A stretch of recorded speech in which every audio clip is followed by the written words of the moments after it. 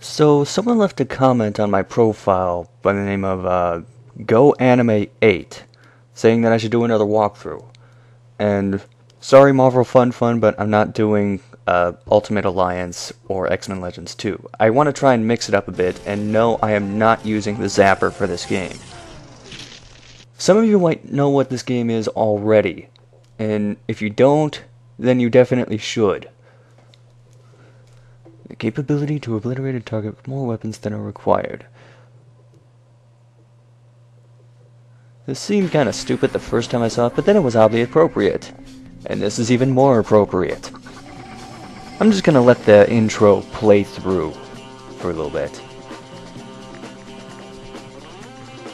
This is kinda cool, although they use it for all the loading screens, so it can get a little annoying after a while.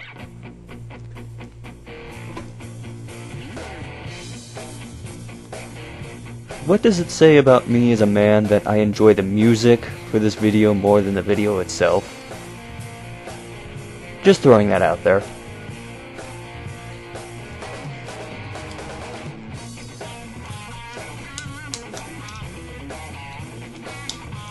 By the way, anyone happen to know who does the voices for any of the people in the game? G, Washington, Clement, his mom, Varla, anybody? I've been trying to find that out and I can't figure it.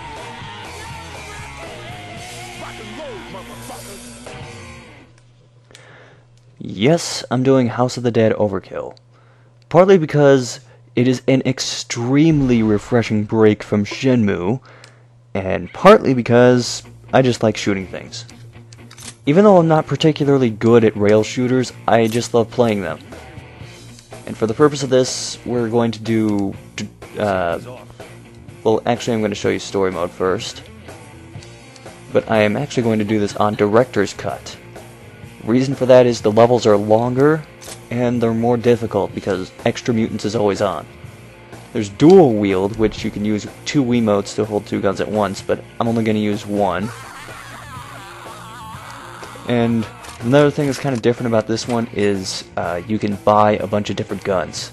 You see pistol, hand cannon, shotgun, auto shotgun, SMG, assault rifle, minigun, which I'm trying to work up to, even though the minigun kind of sucks. I don't know, maybe that's just me. But I'm going to be using the Magnum for most of this. And I'm not going to talk over any of the cutscenes because you have got to hear this. I'm just going to sit here and eat my chocolate Easter bunny.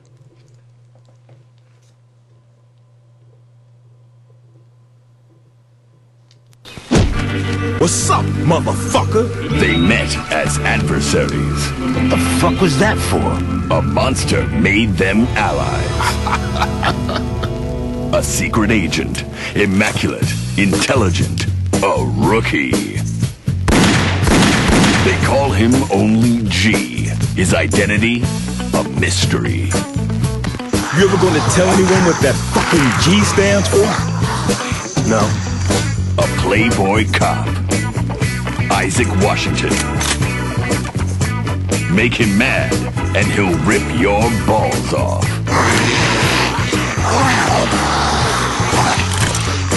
I'm gonna rip your motherfucking balls off! Tonight, these unlikely allies will confront terror most foul in the blood-soaked halls of Papa's Palace of Pain. Be a courteous guest. By tomorrow morning, I'll have my motherfucking revenge. Papa Caesar will be dead. If we don't stop this mutant outbreak by tomorrow morning, we'll all be dead. Because your first visit will be your last.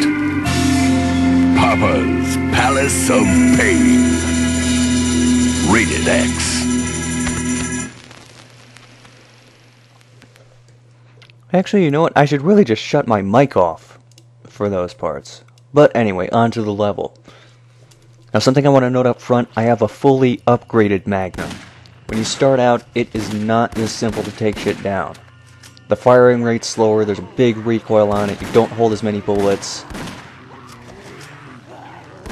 Also, anyone notice how we started off breaking into the mansion and now we're far away from it? If you do regular story mode, you start off in the mansion. So, and you also don't take down birds.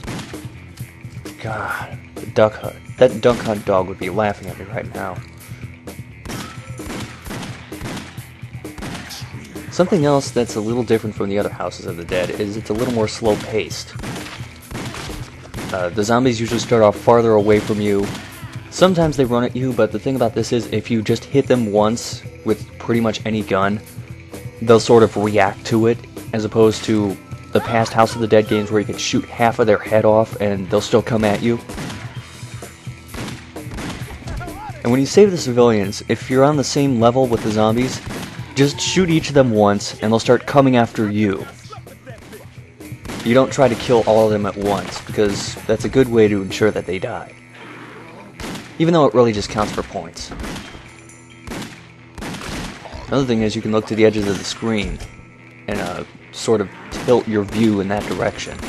And you have to do that in Director's Cut in a couple of parts.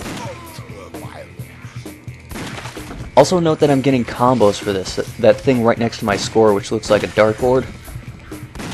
You can get, if you get 5 in a row, that's extreme violence. And then you go up to, I think it's hardcore violence, ultra violence, psychotic, and then the top combo that you can get is called Gorgasm. It's kind of funny. The guy screams, Gorgasm! And then you see this American flag over where the bullet thing is. And the game actually keeps track of how long you can hold a Gorgasm. And there's a specific bonus for it, actually. You can unlock some 3D art, I think, if you hold a Gorgasm for 2 minutes. And that is not... It's hard enough to just get Gorgasm with a weapon like the Magnum, much less something like the SMG or the assault rifle.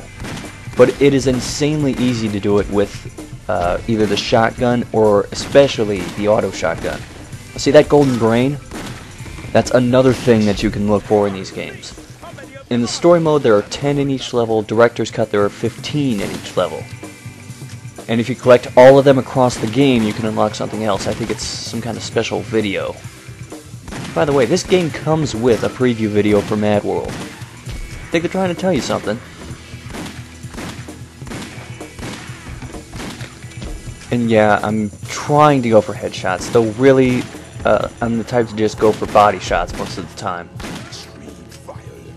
That's actually something else you can do. You can blow off heads, arms, legs, or just go for the body.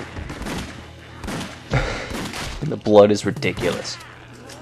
If you shoot them off in the, if you shoot off one of their legs, by the way, this green thing here activates slow motion.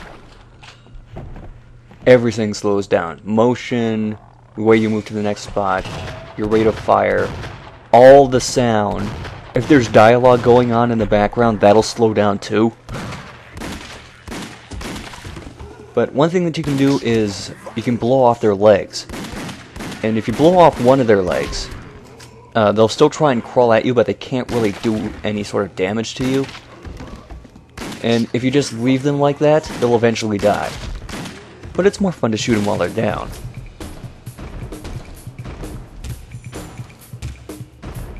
This is something the game likes to do a lot. It holds on this spot, turns around, there's a zombie there.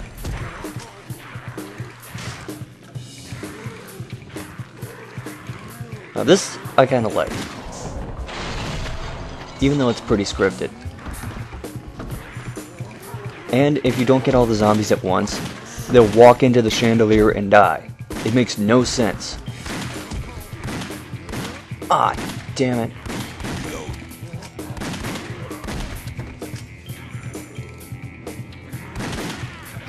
Does that a lot too. Something to note here, if you get in one of these situations where there are zombies on either side of you, if you take one side down really slow, the other side is going to appear right in front of you. So it's generally a good idea to try and take them down as fast as possible when you get into those situations.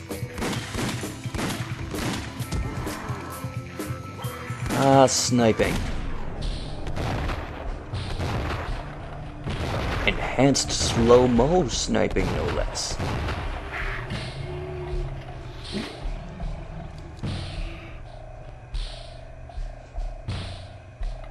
This is the one bad thing about slow-mo.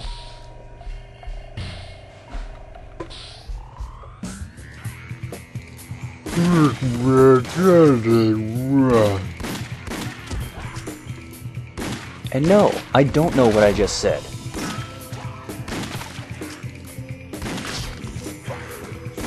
Oh, damn.